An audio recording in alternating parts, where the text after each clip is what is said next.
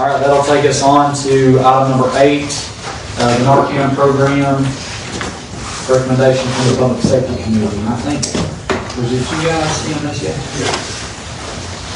Jason keeps pointing to his partner. Here is my presentation.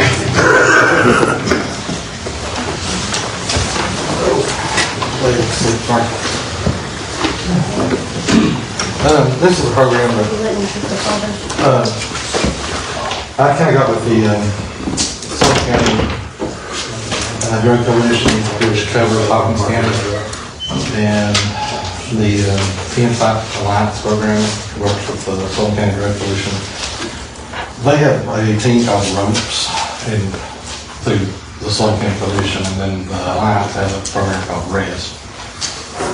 These programs, we found, I started meeting with them, and I kind of got involved with the Tennessee level, the state level stuff, and kind of found out, you know, they've only got like one person assigned to Hawkins County as far as the actual big team things. We got with them, they hosted an event at the city park last year sometime there. Turnout wasn't very good. So we kind of started meeting and getting together to see what we could do, come up with how we could grow this in Hawkins County. And I just want to kind of be all with the idea of what I presented to you here is taking this out into the community, the complete outreach type deal, building through the year. I've got 2 other programs that want to put in effect to align with this, to draw the people into these events. Putting it out in the community, going out, and you know, actually reaching into that. If there's an increased overdose in a community, we can go to that community individually, set up and offer Narcan and educational events. We will take the rest of the road people with us, offer help at the scene, offer transportation to the rehabs, and then also add 2 Narcan boxes to Hawkins County, put 1 over in the county, 1 lower in the county, which is no cost to us other than installing the box. The RES program, not RES, but the ROADS program would keep us stopped. Basically, it's just what I'm asking for is just the startup of this, and then the EMS will, it's a very low cost project after the startup. Will you remind me what your request was? 206, something right in there, range, you know. And kind of this program here is, it goes into the really high restricted area. I have that with the mayor and Mr. Buchanan with that. It is a direct impact into all the communities, everyone in the communities. We will have a program with EMS in itself to where a approved response to this program, they will ask for permission for someone to respond back to that residential to give educational material and offer assistance to the families and the patients. If the patient requests help, we will get with the rest and the ROADS people at that time and get them where they need to be. Big thing we want to hit is the families also to offer them, you know, any assistance we can, educational material, that kind of stuff.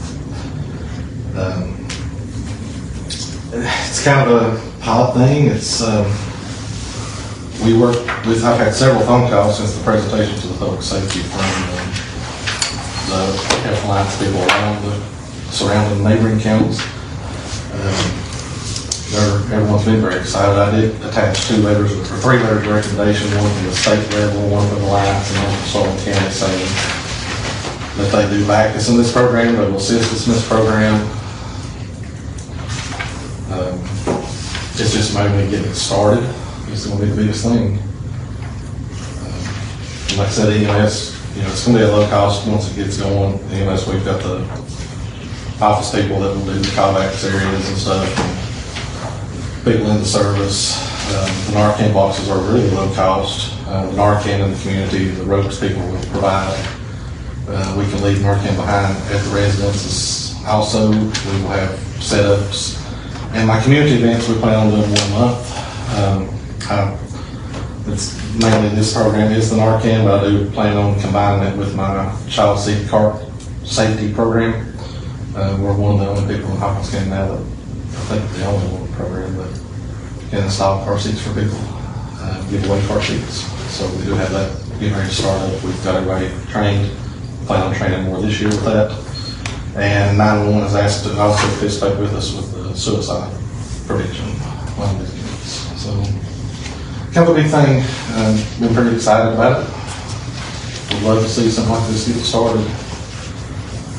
And from what I've understood, kind of fitting it in restricted area. It's there's no recurring cost to it. It's just part of the deal. So the money that would come out of this would come from opioid abatement funds also, correct? Yes. That's the assumption. Again, we're working on narrowing down that contact to the definitive answer on that. It looks like a fit, but still working on that contact. So, I mean, it's kind of like what we talked about just a second ago. We don't know what we have it for from. Right, yeah. But I definitely want to hear more about the program because I think having an opportunity to put some life-saving measures into our community and train people and have access to Narcan, I mean, that's worth money being invested to. That's what we've all kind of contemplated is, you know, it's, people expect them to come to us.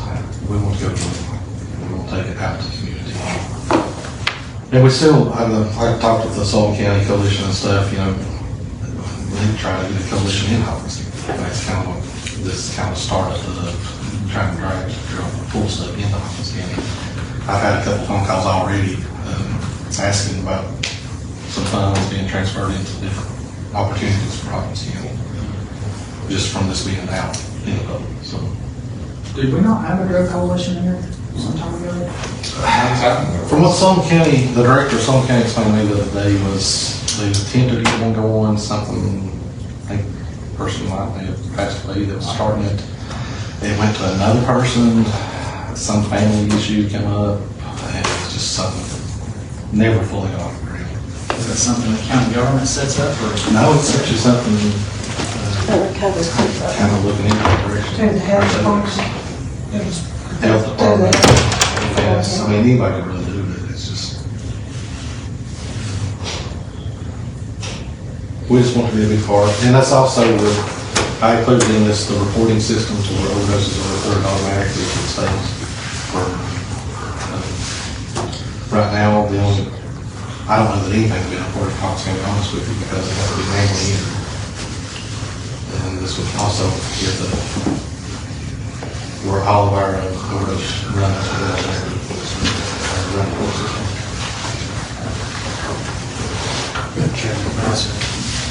Wayne, I know, I fully support this program.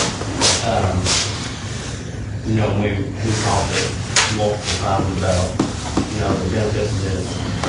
Putting on the budget committee hat. So I have had several people call me about some things and that we've talked about in meetings, and they would like to know, hopefully some answers on it. So I know the whole point of going, a follow-up would be discreet. Yes. You know, not everybody wants Yeah. to say, hey, there's the Narcan truck. Yeah, that's the biggest thing is when addressing this, we have to address it in a very public manner. We also have to address it in a very discreet manner because people really don't want their neighbors knowing what's Well, going on. and speaking of that, the question was, do you need 2 vehicles? Because if you just need a follow-up vehicle, then the community outreach vehicle, what would you be doing different? It would be an advertising type thing. Sticking the word out, using it for the advertisement, using it for the community outreach to draw attention to the events. And when I explained that to them, they said, they specifically said, that's fine, but if this is just going to be an internal program that you do, why do we need to be advertising we're doing this, basically for what reason? And I didn't have an answer for that. If it's just going to be a discrete program to follow up, then. Well, it's basically 2 programs in one. I mean, it's a community throwing, taking the fight out in the community, but we're also doing the discrete follow-up side on the actual individual overdoses and the families, offering the education out to give them the information. All right, and then the radios. So if we have, correct me if I'm wrong, 11 surplus radios right now that came out of the EMS trucks, Yes. can any of those surplus be put into the, Where I include the radio systems is where we went, the state attacking radios and every ambulance now. okay. I just included that in because it would be an EMS vehicle. So none of the They were not. current EMS radios will be compatible with what you would need for this program? With what we got from the state level, we don't, it was only for the ambulances. So I included that in with where we could, use the TAC and sign and all that. And we also have,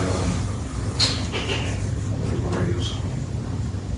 We got, internet cost, we got computer fees and stuff like that. So where would your computers and stuff be housed? We have a computer system in each vehicle, internet system, we have operate through the CAD system. All of our operations are tracked, GPS, 911 knows where we are 24/7, as long as they use it. So that kind of covers all that installation. It's not real cheap to start the internet process, because you have to have And that is something you feel will be necessary for this particular program, for the vehicles? I would not send a crew out without our tracking abilities. I'm pretty stern on that part of it, the safety. So help me understand the target, obviously the goal, okay, define for me a couple of things. One, what is the goal of this program? The goal of this program is to decrease the overdose opioid pandemic in Target County. Okay. It keeps going up every year, and, one person from Sullivan County Drug Coalition and one person from the Health Alliance, they're not gonna make it. Oh, yeah, and I'm just making sure I understand clearly. And we're the ones on the front lines. Real. We're the front line people that sees them, we're running the calls, we're the one that sees the overdoses. Okay. And you would be doing, and it would require 2 vehicles, you believe? Ideally, yes, that would be what we would need. Because we are primarily doing two different things with it. It's the discreetness of my neighbor, type deal, and then we want to be both. Gotcha. And like, just, by all means, I don't want you to think us asking questions is. Oh, you're fine. We have to be very strict I understand that. question everything. The staffing and training, $25,000. So who would be staffing this? Would it be a new position, a part-time position? Would it be a, No, it'd be done in-house. We would have to certify or train approximately 15 employees, 45 to 50 employees on this. And some of these employees would have to send out of house to be trained because we don't have the certification in-house for the training.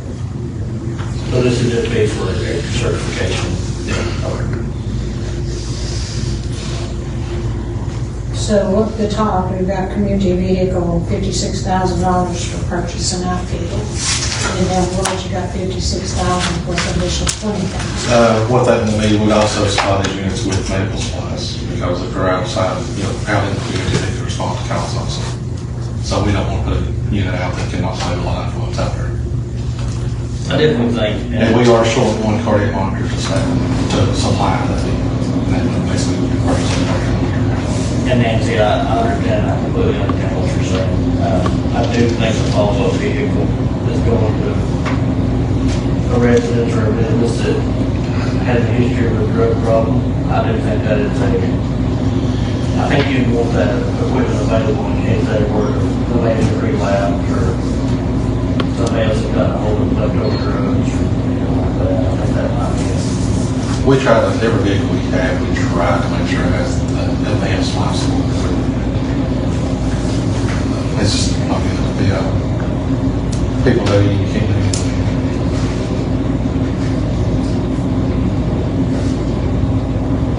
Any other questions? So Jason, I do, so when we're in the same position as the, we don't know what we'll be able to do, we don't have. What are you looking at located in the offices? That would be something that everybody would have an opinion in. I'd like to have one somewhere in the Rogersville area, one at my Churchill, Mount Vernon area. So would the health departments be suitable for Health that? department would be, yeah, I don't recommend putting it here with the police departments. Don't feel comfortable with that. But I think it'd be a good area. I would consider having the courthouses on it. I'd like to see one out toward Bulls Gap. And we can put more in, that was just the initial, was the two, because they're not that expensive. Where's the highest rate of responses for Narcan in the county? Lower end of Marina? It's about even. I mean, it's about even. More population up there, more area down here, but still. The thing we see a lot is if it gets into an area, you have an increase in the area a lot. It's into an area. And it seems to be getting worse and worse because I started, where I'm involved with the state level stuff, now it's kind of getting us now. I just got some last week, a new thing in Green County, in our area. Narcan is taking multiple Narcans. You see any peak substances? It's kind of a heat compressed substance. Once this receives, if this receives funding, you're pretty confident in your timeline of 5 months? I think it's gonna be quicker than that. I just give it time. But we learn one thing is COVID, you can't say with delays and stuff. But I feel pretty confident. Yeah, I mean, I'm probably half that, to be honest with you. I don't want to sit here. I don't know people's gonna try to say something I can't do. And like I told you about the safety meeting, this is something I'm pretty passionate about. When I have a passion for something, I'm pushing. It's nothing I'm gonna let go. So if you put the boxes in, excuse my ignorance, but if you put the, who would have access to it? Anyway, it's technically an open paper box. And it's advertised right with Narcan. Yeah. To make it visible, open the box up, take it. So kind of like a blessing log for the Narcan. And then the roads people can come in and restock it with Narcan. What's going to stop somebody from going in and getting half the box, like the blessing box? It's something that, it's a big thing across the country. I'm the same way, I mean, once it keeps making money, grabbing the whole box. It's a big thing everywhere, it's just, And it's not here yet. It's And how do you know? That's one thing Howland County's big on, when we bring stuff into this area, you know, our sepsis protocol, for instance, you know, it's been going on across the country for years. Not here, so now it's here. Who was something else? How would you know that they're properly administered, that they're not concerned also? It's just, it's decorations on the boxes. I don't think they're open boxes. No. There's directions. They're better case. It's basically like using a nose spray, nose spray. Push it on the nose. And that's one thing being on education, you know, getting out of education. Who would fund the Narcan? Would that be another? From what I've talked to the Salt County Drug Coalition, it comes through the roads program through their county. That's who they get the funding from, at the state level.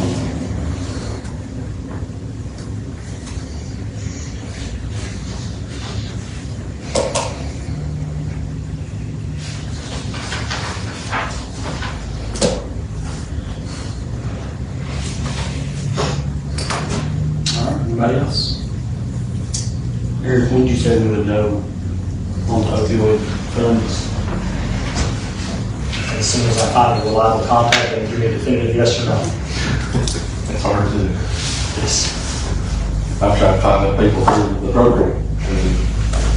I mean, I wish I could tell you tomorrow, but, you know, But from Probably what, by the next meeting, we think. I sure hope so. So Jason, I guess we can leave this probably on the back burner in the budget committee and not have to send it back or anything. Yeah, I don't see any reason why we'd have to vote and vote it down right now. I just think I think we need some more information in terms of what funds we're looking for. So I think we'll just let it sit right here and maybe Miss Sarah, do you mind to make sure it's added back to the agenda for next month? How We'll do it that way. Anything else? Thank you, Mr. Chairman. You too.